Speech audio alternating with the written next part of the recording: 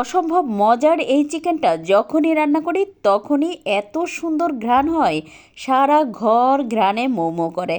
আজকের রান্নার জন্য এখানে আমি চিকেন নিয়েছি আর একটা মশলা তৈরি করে নেব। তার জন্য এখানে ব্লেন্ডার জারে দিয়ে দিলাম আদা, রসুন, পেঁয়াজ আর টমেটো, আর দিয়েছি টক দই।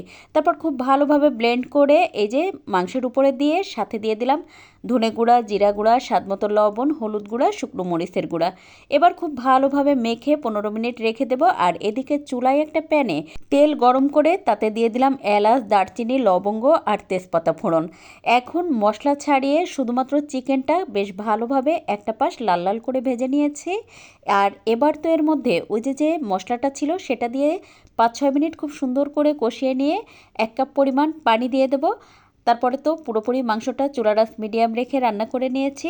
আর নামানোর 4-5 মিনিট আগে দিয়েছি ক্যাপসিকাম, তার সাথে দিয়েছি পেঁয়াজের পাপড়ি। তারপর তো 2-3 মিনিট রান্না করে নিয়ে নামানোর আগে দিয়ে দিলাম কাঁচামরিচ আর দিয়েছি সামান্য একটু গরম মশলা গুঁড়া।